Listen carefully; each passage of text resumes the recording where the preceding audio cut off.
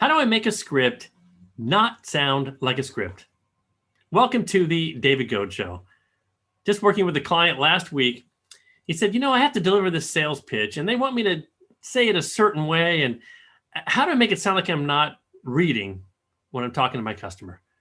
Well, this goes for anybody who's doing a business presentation, a sales pitch, or even if you're reading a script literally from a teleprompter in front of your lens.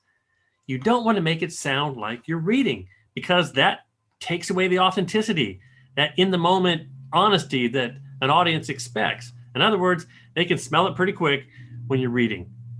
So I'm going to give you 3 quick things to focus on that'll make it seem like you're not reading, even if you've been forced to read. Are you ready? All right. The first is to actually picture somebody on the other side of that lens that you're talking to. And this requires a little bit of acting. You can't look down at other people in the presentation. You've got to make eye contact with the camera and picture someone that you know needs to receive what you're talking about. Requires a little acting, but it's worth it. You get a lot better connection and authenticity if you make that eye contact with the camera. And the second thing is don't rush through it. And I know, especially people that do sales scripts or telesales, they're doing the same thing over and over and over again. Be careful not to rush through and make it sound like you're just mailing it in. And when you take your time, you have a little more time to add the emotion and the other little bits that make it seem more real and in the moment. And that brings me to number 3. This is the most critical thing that you can do to take some of that polish off and make it feel more real. And that's what I call the hesitate and think pause.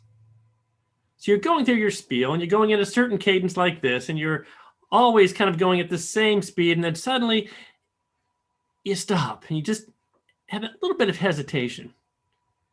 For example, I'm about to tell you something that's really going to be amazing. And here it is. I don't think you can get there unless you start within the next 2 months. So you felt those little bit of pause, hesitations throughout? It makes it feel more like I'm thinking about what I want to say next, even though I know exactly what I want to say next because I have a script. So those are the 3 things to try. This takes a lot of practice. It takes a coach kind of pointing out what you're doing and helping you along the way.